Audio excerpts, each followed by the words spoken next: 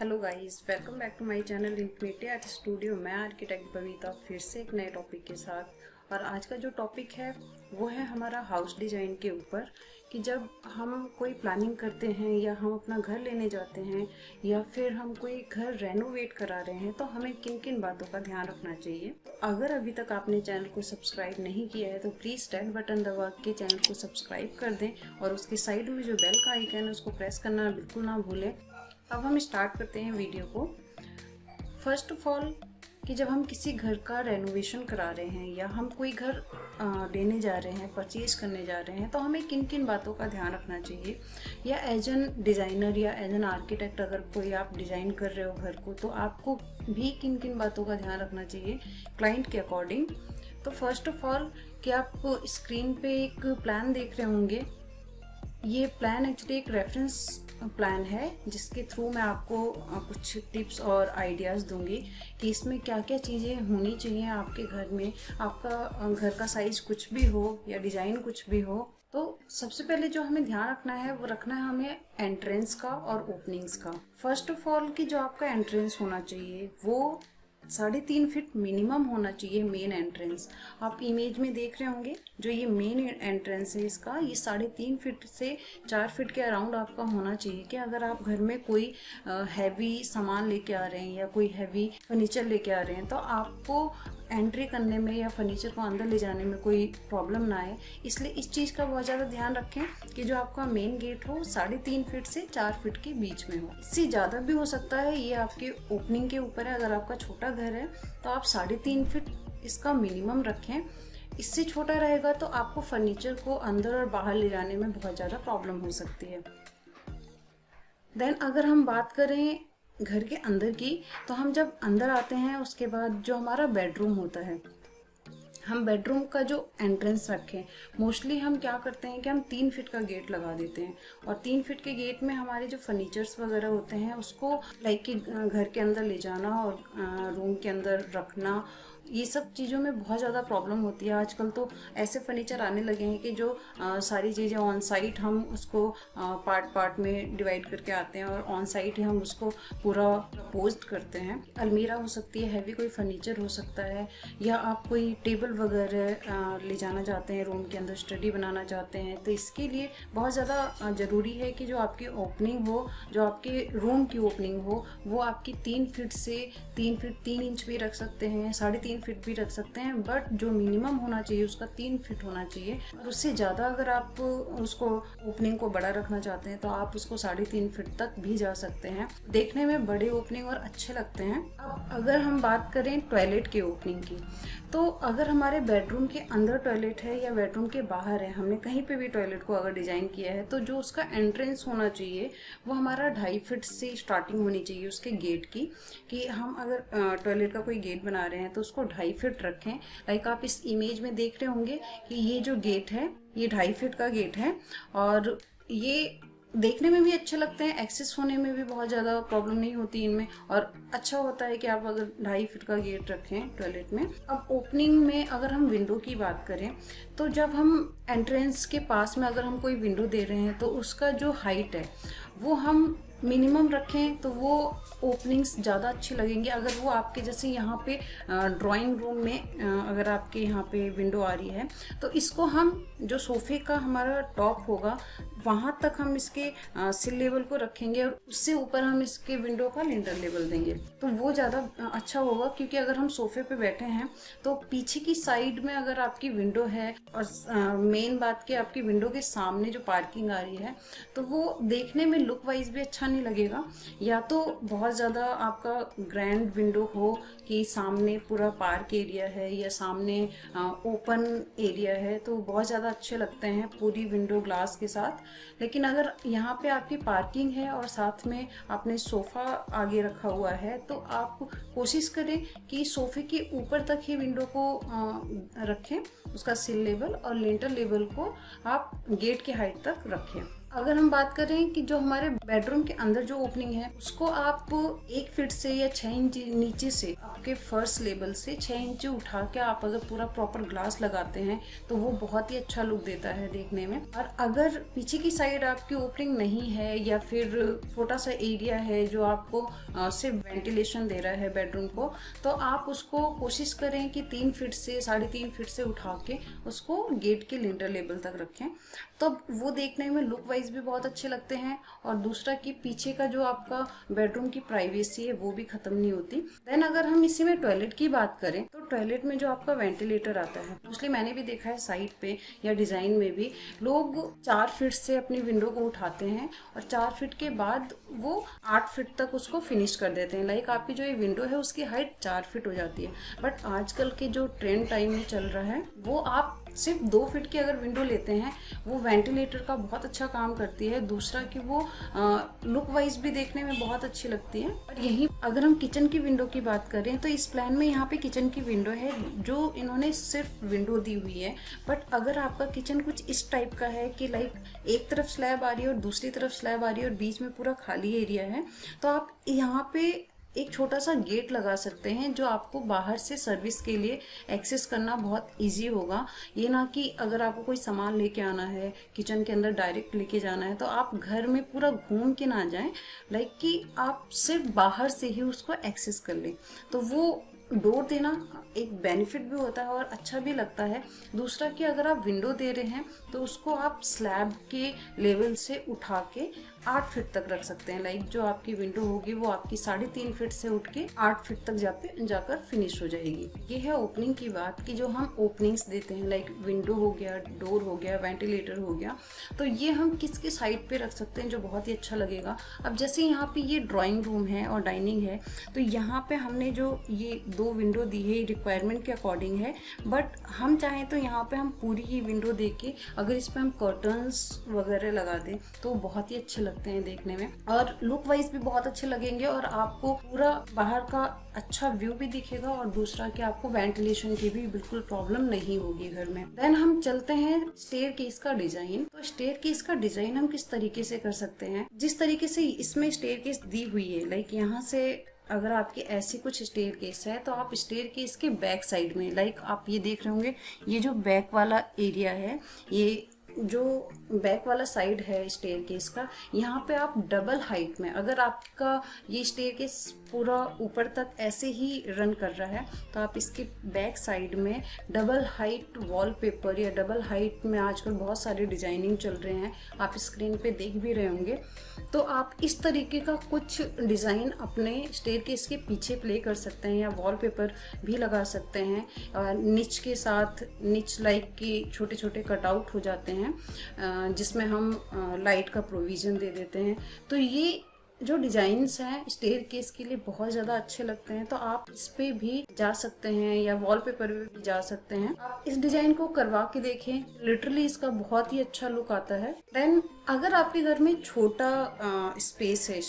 Like कि आपका घर छोटा स्पेस में डिज़ाइन है, तो आपको डाइनिंग पे जाने के लिए अगर आप नहीं चाहते कि आप पहले वॉशरूम में जाएं, हैंड वॉश करें, उसके बाद आप डाइनिंग पे आएँ, तो आप स्टेयर केस के नीचे, ये स्टेयर केस ऊपर से जा रही है तो नीचे जो एरिया बचता है वहाँ पे आप वॉश बेसिन का भी प्रोविज़न दे सकते हैं। वो वॉश बेसिन आपको सामने से प्रॉपर दिखेगा भी नहीं, छोटा सा वॉश बेसिन होता है जिससे कि सिर्फ हैंड वॉश आप कर सकते हैं या मॉर्निंग में ब्रश करना है तो आप यहाँ खड़े होकर ब्रश भी कर सकते हैं। तो ये छोटे से एरिया में ही डिज़ाइन हो जाता है और ये देखने में भी आपको अच्छा लगेगा और छोटे से स्पेस में भी आ जाता है, तो ये आपके लिए बहुत ज़्यादा बेनिफिट भी होगा। अगर आप डाइनिंग में खाना खा रहे हैं तो आपको वॉशरूम नहीं जाना पड़ेगा हैंड वॉश करने के लिए, आप डायरेक्ट यहाँ से हैंड वॉश करके डाइनिंग पे बैठ सकते हैं। देन उसके बाद किचन का जो हम एरिया डिज़ाइन करवा रहे हैं या हमारा रेनोवेशन चल रहा है, हम चाहते हैं कि कुछ अच्छा डिज़ाइन हो, तो हम किचन में क्या क्या चीज़ें चेंज कर सकते हैं। तो फर्स्ट ऑफ ऑल कि अगर आपका किचन छोटा है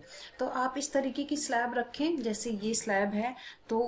ये स्लैब काफ़ी कंफर्टेबल होगा आपके लिए कि आप बीच में खड़े हैं, काम कर रहे हैं, देन सामने एक स्लैब है और इधर की साइड में एक स्लैब है। या तो फिर आप एक काम कर सकते हैं कि इसको पूरा एल शेप में स्लैब कर सकते हैं और यहाँ पे आप कुछ अपने इलेक्ट्रॉनिक्स के अप्लाइंसेस दे सकते हैं। देन थर्ड हम ये कर सकते हैं कि अगर आपको किचन में फ्रिज नहीं रखना है, जैसे कि यहाँ पे इन्होंने यहाँ कॉर्नर में फ्रिज दिया हुआ है, बट अगर आपको किचन में फ्रिज नहीं रखना है क्योंकि फ्रिज एक्सेस करने के लिए हमें यहाँ पे हम खाना खा रहे हैं तो हमें कई बार ज़रूरत पड़ती है, तो हम किचन में ना आए,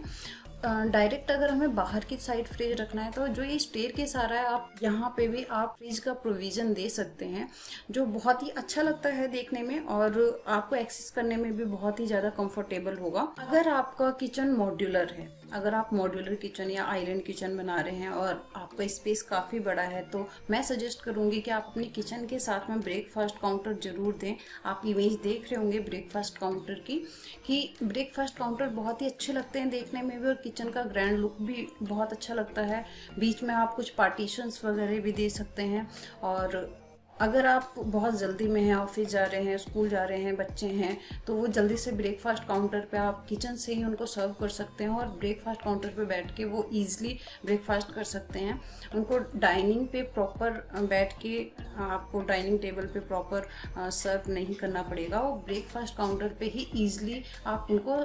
सर्विस दे सकते हैं।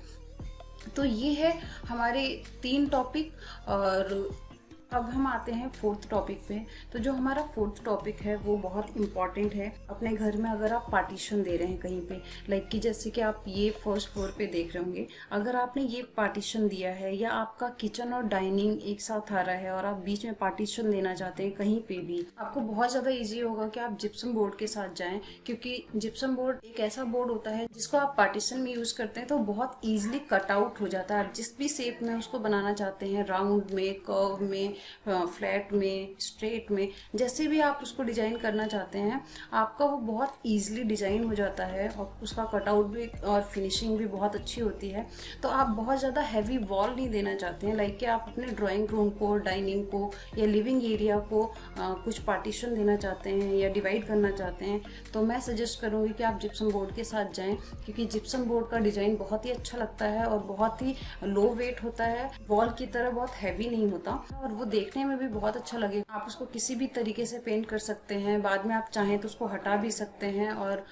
उसको कहीं पे भी शिफ्ट भी कर सकते हैं। तो ये बहुत ज़्यादा इजी होता है, क्योंकि वॉल को आप अगर आपने किसी भी पार्टीशन में वॉल बना दी तो आपको शिफ्ट करना बहुत मुश्किल होता है, तो आप शिफ्ट नहीं कर सकते। तो जिप्सम बोर्ड के साथ ये प्रॉब्लम नहीं है, तो आप जिप्सम बोर्ड पे जा सकते हैं। सेकेंड, आप जा सकते हैं MDF की जाली पे। अगर आपको कहीं पे भी पार्टीशन लगाना है, अगर आप जिप्सम बोर्ड नहीं पसंद कर रहे हैं, आपको जिप्सम बोर्ड नहीं अच्छा लग रहा है, तो आप सीधे MDF की जाली पे जाइए। MDF की जाली भी पार्टीशन के लिए बहुत अच्छी लगती है। आप उसमें मंदिर का प्रोविज़न भी, साथ में स्टोरेज भी, के ऊपर भी आप MDF की जाली बहुत अच्छे से प्ले कर सकते हैं और वो देखने में भी बहुत ही अच्छी लगती है। आप उसको अलग अलग कलर में, अगर आपके घर की जो थीम है वो डार्क कलर है या लाइट कलर है, तो आप पार्टीशंस को डार्क कलर में ले जाएं। अगर आपकी थीम डार्क कलर है तो आप अपने पार्टीशन को लाइट कलर में कर दें। तो आप ऐसे इनको मैच करा के जाली के साथ भी, जिप्सम बोर्ड के साथ भी, लाइक ग्लास का यूज जितना कम करें घर के अंदर उतना ज़्यादा अच्छा है। फर्स्ट कि वो बहुत ज़्यादा कॉस्टली होता है। सेकंड कि ग्लास अगर आप लगा रहे हैं तो उसको मैनेज करना, लाइक कभी भी बच्चे तोड़ सकते हैं, वो किसी से भी टूट सकता है, थोड़ा सा भी अगर उसके ऊपर कोई हैवी प्रेशर आता है तो ग्लास क्रैक हो जाता है। तो इन सब चीज़ों से बचने के लिए ग्लास का पार्टीशन जितना कम हो सके उतना कम यूज़ करें, वो ज़्यादा अच्छा होगा। देन अगर हम बात करें तो बीम और कॉलम की, अगर आपका कहीं पे भी कॉलम आ रहा है, लाइक आप ये मान के चलो कि अगर आपका ये प्लान है और यहाँ पे आपका कॉलम है, कॉलम यहाँ पे आ जाएगा और यहाँ पे आ जाएगा। अगर बाई चांस से आपका कॉलम बेडरूम के अंदर आ रहा है या फिर ड्राइंग रूम के अंदर आ रहा है जहाँ पे कि बहुत ज़्यादा कॉलम दिख रहा है, तो आप वॉल के साथ और कॉलम के साथ तो छोटे छोटे निच बना सकते हैं। डेस्कटॉप पे आप निच की इमेज देख रहे होंगे, छोटे छोटे निच वो भी लाइट के साथ बहुत ज़्यादा अच्छे लगते हैं और बहुत डेकोरेटिव लगते हैं, आपके घर के लुक को बहुत ज़्यादा इम्प्रूव कर देते हैं, तो आप उसमें जा सकते हैं। देन अगर हम बात करें कॉलम के बाद बीम की, अगर बाई चांस आपकी बीम कहीं पे भी आपके रूम के बीच में आ रही है या फिर आपके ड्राइंग रूम के बीच में आ रही है या कहीं पे भी बीच में आ रही है, तो आप इसको कैसे कवर कर सकते हैं। फर्स्ट की बीम वास्तु के अकॉर्डिंग बिल्कुल अच्छी नहीं होती है कि आपके वो सर के ऊपर आए कहीं पे भी। अगर आप डाइनिंग में बैठे हैं तो आपके सर के ऊपर कहीं बीम रन कर रही हो, अगर आप ड्राइंग रूम में बैठे हैं तो आपके सर के ऊपर बीम रन कर रही हो, कोई भी डिजाइन आपने किया है जिसमें कि बेडरूम के बीच में से भी बीम जा रही है, तो वो वास्तु के अकॉर्डिंग भी अच्छी नहीं होती है। और अगर आपको वास्तु के कुछ टिप्स चाहिए तो मैंने पिछली वीडियोज में वास्तु की टिप्स के वीडियोज अपलोड किए हैं, आप उसमें जाके देख सकते हैं, या कार्ट में मैंने ऐड किया हुआ है, वहाँ पे भी आप देख सकते हैं, या डिस्क्रिप्शन बॉक्स में भी मैं उसका लिंक दे दूंगी। आप वहाँ से भी वास्तु के अकॉर्डिंग अपने घर को कैसे डिजाइन कर सकते हैं देख सकते हैं। उस बीम को हम क्या कर सकते हैं कि हम फॉल सीलिंग में कवर कर सकते हैं। फॉल सीलिंग में हम कुछ ऐसे डिजाइन कर सकते हैं कि अगर हमें बहुत ज़्यादा हैवी फॉल सीलिंग नहीं कराना है, हमारा बजट बहुत ज़्यादा नहीं है और हम चाहते हैं कि कुछ लाइट सा हो जाए और बीम भी कवर हो जाए, तो हम बीम के साथ जिप्सम बोर्ड को साथ में प्ले कर सकते हैं और वो आपको फॉल सीलिंग की तरह ही फील देगा। लाइक आपका बीम भी कवर हो जाएगा, साथ में हम बीम के दोनों साइड में अगर हम जिप्सम बोर्ड लगा दें और कुछ डिजाइन कर दें तो आपका जो बीम है वो पूरा फॉल सीलिंग की तरह ही लगेगा और दूसरा कि वो देखने में भी अच्छा लगेगा। कुछ इस तरीके से उसको कवर कर सकते हैं, या फिर आप कुछ वुड और रोप के साथ प्ले कर सकते हैं। लाइक आप बहुत जगह आपने देखा होगा कि आप अपने ड्राइंग रूम में या बेडरूम में भी अगर रोप के साथ प्ले करते हैं सीलिंग में, तो वो बहुत ही ज़्यादा अच्छे लगते हैं देखने में। कुछ ऐसा डिज़ाइन आप कर सकते हैं। कई बार आप रेस्टोरेंट और बार में जाते हैं तो आपने वहाँ पे भी देखा होगा कि आपको सीलिंग में बहुत ज़्यादा रोप और वुडन के साथ प्ले किया हुआ वर्क दिखेगा, और साथ में उसके छोटे छोटे लैंप और लाइट्स भी होती हैं जो बहुत ही अच्छे लगते हैं। तो वो आप अपने घर में छोटे से एरिया में भी कर सकते हैं, या कोई बार वाला एरिया है तो आप वहाँ पे भी उसको प्ले कर सकते हैं और वो देखने में भी अच्छे लगेंगे।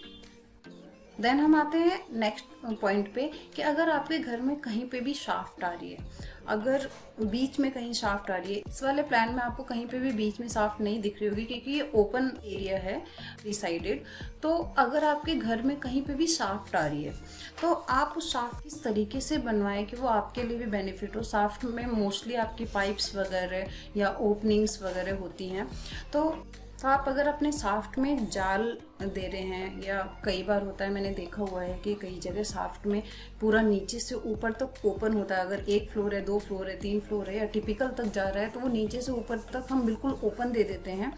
कि वो वेंटिलेशन का काम कर रहा है, ओपन टू स्काई है। बट अगर आपको शाफ्ट के अंदर उतरना है, कोई सर्विस देनी है, कोई पाइप खराब हो गई, तो आपको बहुत ही ज़्यादा मुश्किल होगी कि शाफ्ट के अंदर जाके आप उसको रिपेयर करवाएं। तो बेनिफिट यही है कि अगर आपको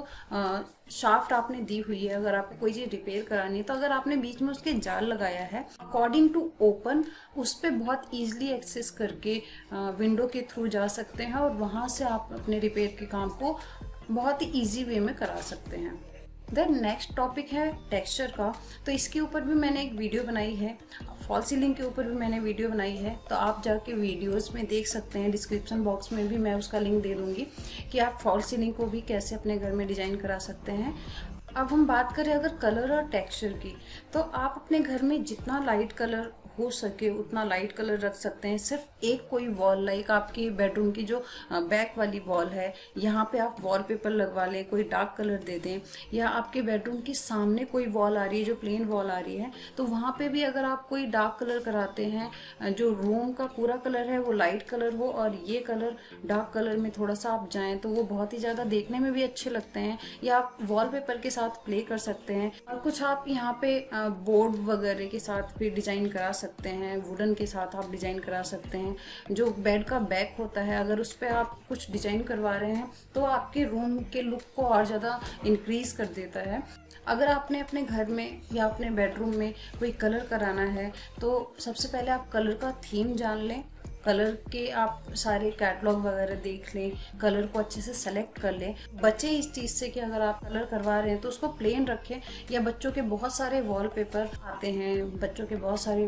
बेडरूम के डिज़ाइंस वगैरह भी मैंने पिछली वीडियोस में दिए हुए हैं, तो आप वहाँ से देख सकते हैं। तो किड बेडरूम अगर आपका छोटा है तो उसको उसी अकॉर्डिंग डिज़ाइन कराएं कि वो बहुत ज़्यादा हैवी ना लगे और बच्चों को भी पसंद आए। अगर आप बेडरूम के साथ टॉयलेट डिज़ाइन करा रहे हैं तो आप कोशिश करें कि जो आप ड्रेसिंग डिज़ाइन करा रहे हैं या आप ड्रेस एरिया बनवा रहे हैं वो टॉयलेट के अंदर ना बनवा के आप टॉयलेट के बाहर, अगर आप टॉयलेट के अंदर ही चाहते हैं तो बीच में पार्टीशन हो, तो इससे आपकी डिज़ाइनिंग और ज़्यादा इम्प्रूवमेंट होगी, आपके घर का लुक भी बहुत ज़्यादा इम्प्रूवमेंट होगा। इन सब छोटी छोटी चीज़ों का आप बहुत ज़्यादा ख्याल रखें तो आपके घर का जो इंटीरियर है या आपके घर का जो रेनोवेशन हो रहा है वो बहुत ज़्यादा अच्छा हो जाएगा, इम्प्रूव हो जाएगा और आपको देखने में भी बहुत अच्छा लगेगा। अगर आपको ये वीडियो पसंद आई है तो जो भी आपके दोस्त या रिलेटिव रेनोवेशन कराने जा रहे हैं या घर लेने जा रहे हैं या कोई नया घर डिजाइन करा रहे हैं तो प्लीज़ इस वीडियोस को उनके साथ शेयर कीजिए, या वीडियो का कौन सा पार्ट आपको अच्छा लगा ये कमेंट करके ज़रूर बताएं। और आई होप कि अभी तक आपने चैनल को सब्सक्राइब कर दिया होगा।